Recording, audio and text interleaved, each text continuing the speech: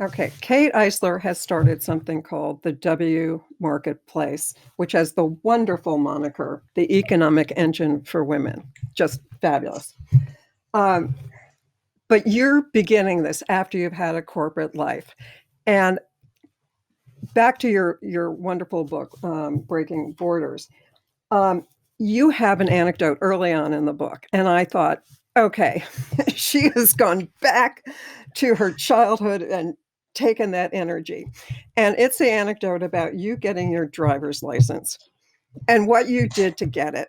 And to me, this story, which I hope you'll tell us all, is the story of a real entrepreneur. It is somebody who says, I can start something like this morning if I want to. So would you tell that anecdote? Certainly. I had worked, I grew up in hotels. My father was a Holiday Inn innkeeper, and so I had been around hotels. And so I started working early on and started saving my money and bought a car before I had a driver's license. And Come on, that yeah, is so great. I did. And so I bought Forward looking. exactly. And, I was young for my grade. And so all my friends had cars. And so I was determined. And so I bought this car, and it was in, the front of my house at the time. And it was my 16th birthday. And so I thought, well, okay, my mother worked, my father lived out of state, and I wanted my driver's license. And I had gone through driver's ed. And so I thought, well, nobody said specifically that you can't drive yourself to get your driver's license. It's kind of a known that your parents should take you, but they had signed all the forms, and I had the driver's ed passing certificate. So, why not? And so I went and I took my driver's test, and the driver instructor was handing me my driver's license, and they signed it in this red ink. I'll never forget it. It was just little red ink that he signed it, and he was handing it over, and we both had a finger on it. And he said to me, now you can go get your parent and go home. And I must have looked really guilty, because he said, which parent did you bring? And I said, oh, well, and he said, if I had known that you had not brought a parent, I would not have signed this. And I kind of snatched it out of his hand, and he was forgiving, and got out of my car, and I drove home, and that The was rest that. is history. Yes, that was that. And Come on, that is rule breaking, or if not rule breaking, rule ignoring. well, it was really the first time I remember thinking, well, there's some wiggle room here. And I have kind of always thought that throughout my life. Well, is it really no, or is it a little bit no? And every move I've made as I wrote this book and I looked back, there was a lot of gray area that I was sort of inhabiting. And when you say entrepreneur, I have to be very honest. I, until very recently, never thought of myself as entrepreneurial. I always thought, oh no, I've had a corporate life. That's not me. Until very recently, I've had to really evaluate and say, okay, well, actually, that is me. And I do have those characteristics. Well, that's why I went back to this story of yours, because that was to me just absolutely the characteristic of an entrepreneur. So what is your definition now of an entrepreneur and your, what I would say is your new identity? Well, I'd say, I am an entrepreneur because I think, I approach things, well, why can't this be successful? I am told all the time, oh, you can't do this, you can't. And I am convinced that give it a try. Who says? And I and I don't know. That's my number one um, characteristic. And I also think that there's a persistence to it. And I am, if nothing, I'm persistent, because I get an idea and I'm not easily dissuaded from that idea. Talk about the idea then that became the W Marketplace. So the WMarketplace was actually born out of a nonprofit that I started to celebrate International Women's Day. And so, as with most things, I know people start for-profit companies and go along and then spin off a nonprofit. Of course, I started a nonprofit and then have spun off a for-profit business. So, in 2020, we had our International Women's Day celebration in Seattle, and we had just over 500 people, and it was our 5th year, and we were all excited. We were, really working towards making the company into something besides just an event. And then the pandemic hit, and it just was devastating. And I started to hear how women were so disproportionately affected.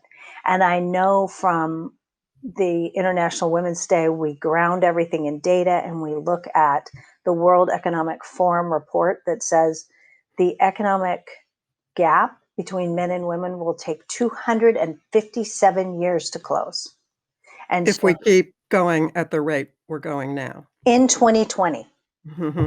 So I would say we have probably increased that gap very significantly in the last several months. And so I just couldn't live with that. And so I did what most women would do, is sort of have a little breakdown, drink a bunch of wine, and think, what can I do? And so I thought, The 3 steps. that's exactly right. There are 3, very choreographed steps to it. And I literally thought, we are all shopping online, but why are we not being intentional and shopping from women? And so I thought, one of the things that we need to do is start an online marketplace for women. And we also need to find women who are doing professional services and really organizations that support women. And so, with those 3 things in mind, I was telling a good friend who said, I'm about to get laid off, I'll do it. And so we rolled up our sleeves, and that was the end of May 2020. And we launched to the public in the end of September 2020. And we now offer over 2,000 products on the WMarketplace. And we have just over 300 merchants and service providers and nonprofits on our site. Talk about those 3 buckets you've got. When you were creating the marketplace, tell me how you thought about it, that you thought when you go to the site, everybody, you'll see they're called, we've got shop, services, And and then engage. engage. Mm-hmm. Talk about how you came up with those 3 buckets, and then how do they connect to one another? Sure. The shop is a e-commerce merchandise. You can buy a scarf, you can buy a candle, you can buy clothes, you can buy pet supplies, that sort of, things that women would over-index for. The second piece of it was really out of my own need, because having run businesses before and starting this one, I found myself looking to everyone I knew to say, do you have an attorney? Do you have a bookkeeper? And they, it was so time consuming. And I thought, well, women over index in those areas. And so there is no place that I could go and get, reviews and find a selection of people that did these activities. And so I thought, well, let's give them a place, because I can certainly buy a scarf and a coaching package in one shopping trip. Why not? And so I, started recruiting women's services. And then, the nonprofit, I have a definite passion for supporting women and women's tools. That one was a no-brainer. But what has happened since we have launched this product is an ecosystem has developed behind the consumer piece of this, between all of our sellers and services. Because the women that are running the businesses selling merchandise need attorneys, they need tax accountants, they need coaches, they need all of these things. And logo design. Absolutely. Absolutely. Mm-hmm. And so we have connected all of these women.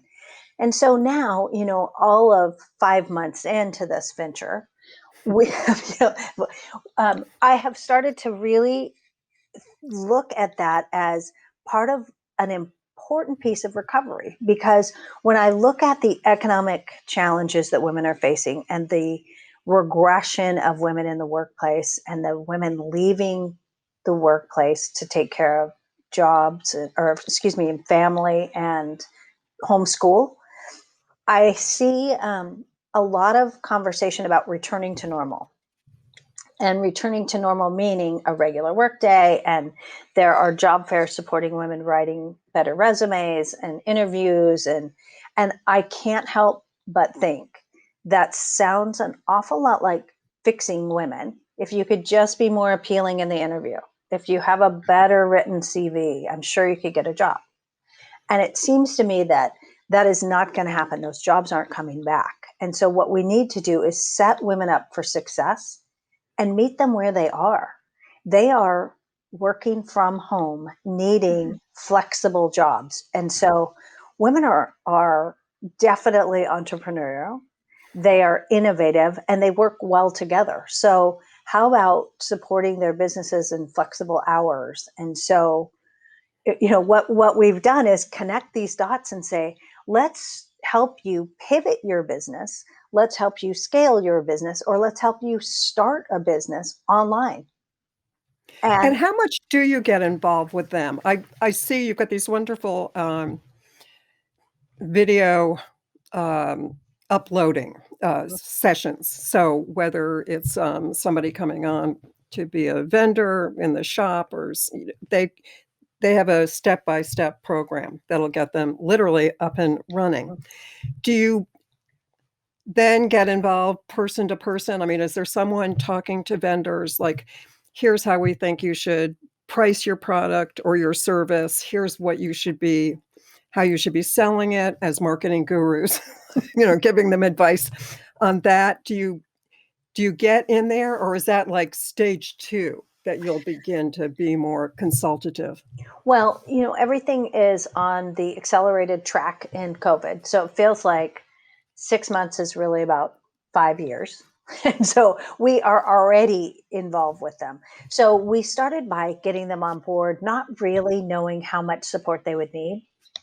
And what we found is, just as you've said, there are some women who need that help to say, what kind of an entity should I form? How should I do this? There are some that have brick and mortar stores that say, how do I best set up a business? And so we have gotten involved at all stages of the game and are now developing a curriculum, sort of a boot camp that says, if you are pivoting your business, if you are starting, if you are scaling, jump in and we will help you. And so what we're doing is bringing them on board again where they are, is to say what you need is to get a logo and have a copy written and get on board, and you're a coach.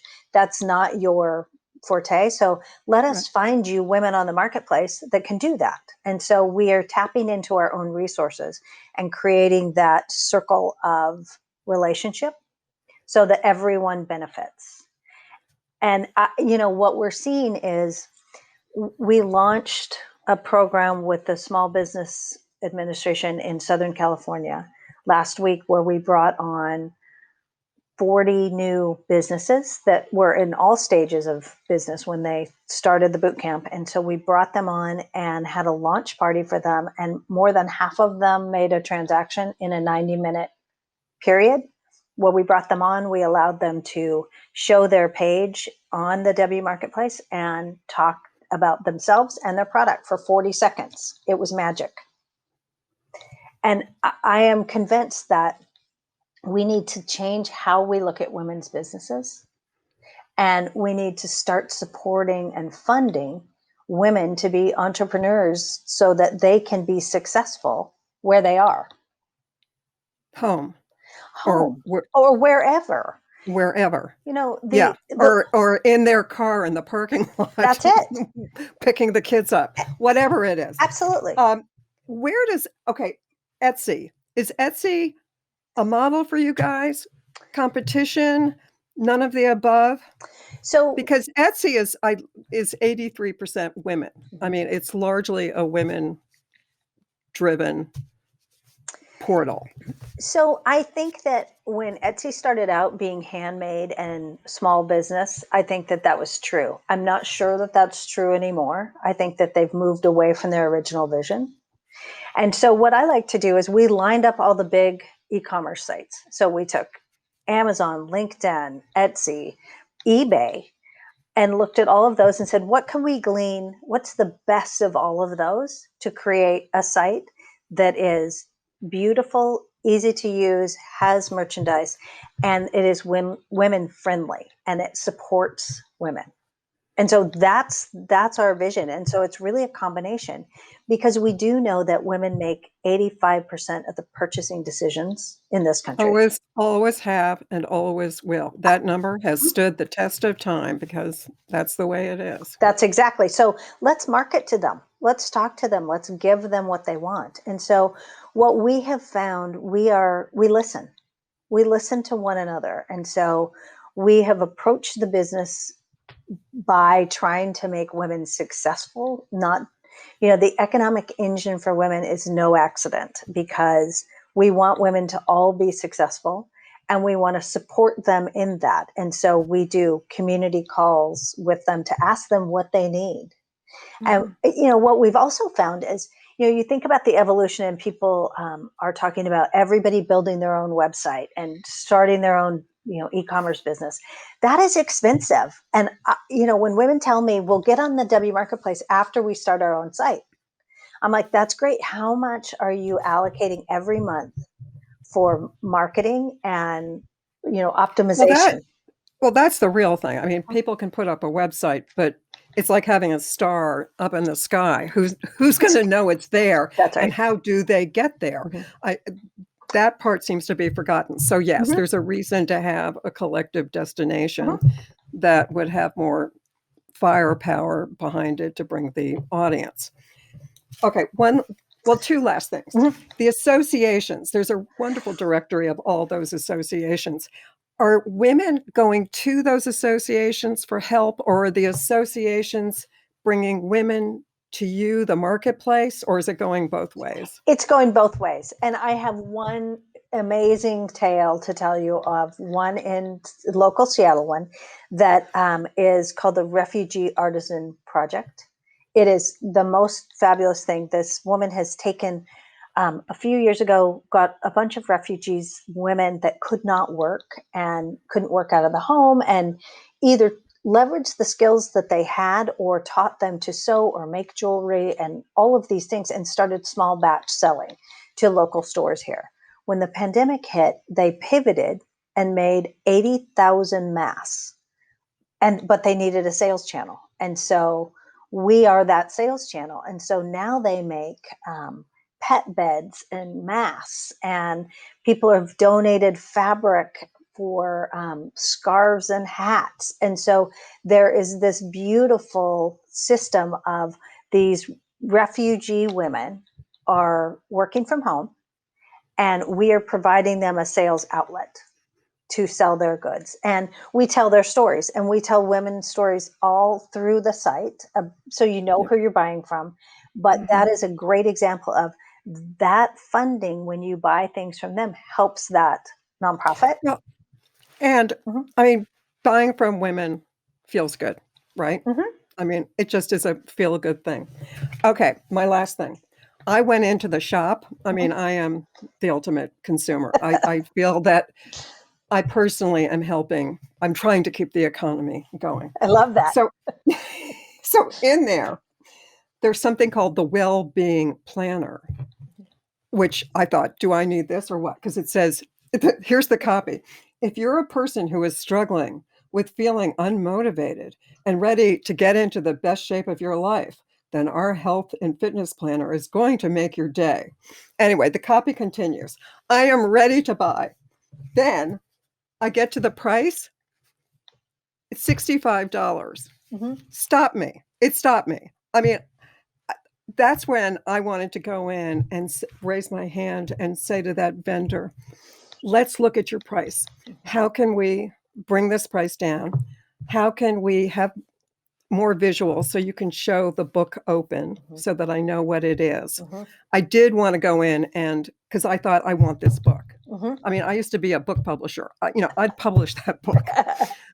But I need more description. I need a better price point. I need more visuals. So I would say to you, please go in and tell us that. I'm thrilled that you I'm just told here. me that. I'm thrilled that you told me Kate. that because I do think, one of the things that we are doing is really trying to listen to our consumers, listen to our Yeah. businesses, because I think we're all learning together and we all want to see, how we are successful.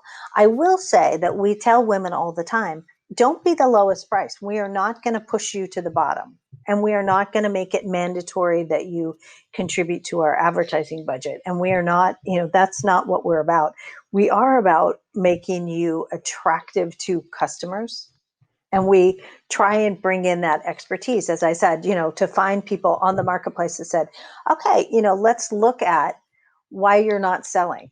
We have already been there with a few of our vendors. There was some that the names of their products were actually landing them in very interesting categories that they shouldn't have been in. Yeah. And so we've gone through and sort of made suggestions about maybe how they rebrand. That would be fun Uh-huh. to almost like have like a monthly boot camp. Uh-huh. That's it. The name, the price. That's cool. Yep. That's your next stage. That's wonderful. Absolutely. It's Well, so fun. I mean, we're seeing it oh happen yeah. and we're all together. I can't imagine why I didn't do this 10 years ago. What was I I thinking? can't I can't either because again, I kept thinking, why is she still? I mean, as I read through the book, I was going, why hasn't she just said enough of this? I am going out and bringing what I know out there in the world. I was surprised you lasted that long. I certainly couldn't have. But I mean, congratulations that you did last that long. But I think it's even better that you're out there doing what you are now. So thank you, Kate. This has been so much fun. Thank you. It was great fun to talk to you because, again, I value the fact that I get to talk to amazing women all day long, every day. And it's Mhm. inspiring. I love to get up in the morning. I look forward to it. Yeah, me too.